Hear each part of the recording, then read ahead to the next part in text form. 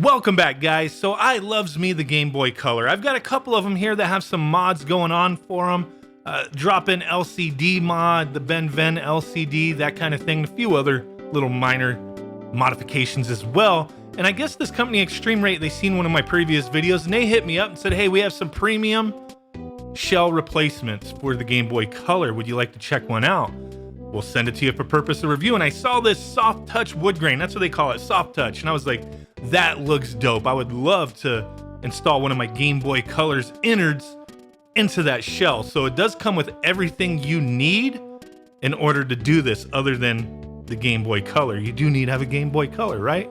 They also sent me one for the Game Boy Advance. I just chose the wood grain because I just thought they looked sick compared to the other colors they offer, but they do have a bunch of different ones. So with them sending this to me for purpose of review, you guys know, I don't care. I'm not, they're not going to review my video ahead of time, nothing like that. These are my honest, brutal thoughts concerning their product. So I want to go through this process real quick. This is not a tutorial. It is very simple and easy to tear down a Game Boy Color and reinstall those innards into a replacement shell. I've used plenty of other replacement shells in the past, and a lot of them are boo-boo to fool, just the way it is.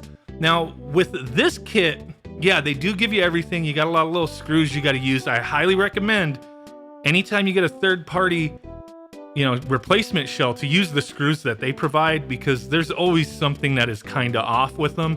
And this case is included. You cannot use the original screws. Some of them will fit, some of them won't.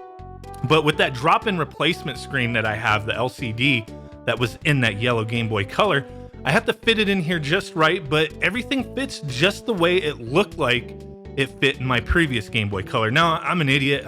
I was getting ready to screw everything in, didn't put the buttons in, so got to go ahead and do that. Now, I did install their buttons. They said, I see on their listing, I'm looking at it right now on Amazon, that their buttons that they provide feel a heck of a lot better than the originals.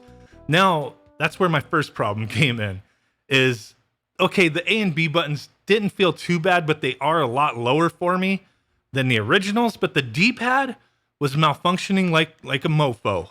It just was not working properly.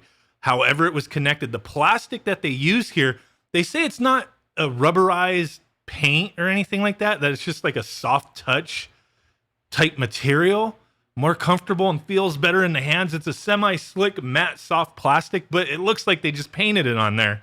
So I'm not sure what's going on here. It definitely feels like a soft rubberized plastic coating or something. I don't know how to describe it. It feels amazing. It feels great. Now, once I got everything put together and I tested out their buttons, and I was just like, this does not feel right. Like, I just don't like it. I put the back sticker on. I took it all back apart and I put the original buttons and D-pad in there just because the ones that it came with just didn't feel right. The D-pad, it had that issue where if you press dead center, it registers all movements at once and then it glitches games. So I had to go back. And once I went back, control was fine, but that's not where the issues end. Now, was this made to accommodate, the Ben Ven mod or, any of that stuff, the Freckle Shack, the drop-in LCD? I don't think they had that in mind, but they shouldn't have to have that in mind because the original Game Boy Color can accommodate that stuff. And as you see here, my power button, I had to loosen the screws on the side because the power button's just stuck. And it was stuck no matter if I used their power button or my original. So that just right there eliminates this entire case for my purposes. Now, if you didn't have the drop-in LCD replacement, would you have that issue? Possibly, because I just showed a moment ago, those side panels where there's those lines, there's several lines that go across, they don't match up properly. The mold is not perfect. There's little details, little imperfections on this mold where the two halves don't go together properly.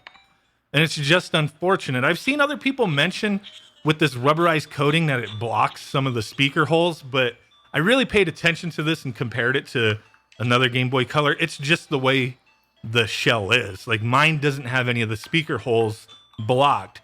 If the speaker hole is blocked on this, on the one that I have anyway, it's the same as the original where there's just plastic behind it. So I had no issue with that. It looks really nice and it feels really nice in the hands, but just looking at that, like, these things don't line up, those little lines there. I have to have it loosened. That's just not gonna work for me. My other Game Boy Colors, I could fit all these different mods in and not have an issue. Maybe I got a dud. Maybe I got burned on this bish. I mean, I didn't pay for it.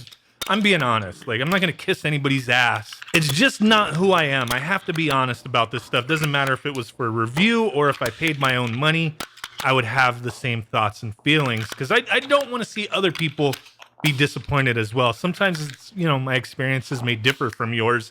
But with this, I mean, comparing it to, say, this Game Boy Color I have right here, which is an original shell with a different LCD and different buttons, everything feels fantastic with this.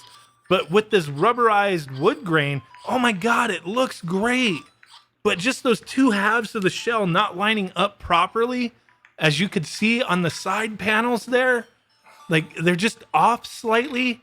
That probably threw the whole thing off, but having that power button not being able to be moved without brute force, if the screws are like just tightened properly, not overly tightened, just, I could even screw it like a couple more threads and you won't be able to move that power button. It's really disappointing. So for me, it's hard to recommend because there should be no reason the drop-in LCD replacement shouldn't fit in this. Will the original fit in there? Maybe. I don't know, but I mean, what was the issue here with the buttons and the D-pad? Maybe it's just because of that coating is making everything a little thicker, and that is where the issue is. And if that's the case, it's kind of unfortunate. But for me, this is a pass, and I recommend staying away from it. Unless you want to risk it, then be my guest. But for me, I have to say thumbs down, even though it does look awesome. So, hey, really do appreciate it, guys. Thanks for hanging with me. Hit that like button, drop a comment down below. All the interaction really does help my channel out greatly, and it is appreciated. So I will catch you guys next time. Peace out, bye-bye, and boom. Bye.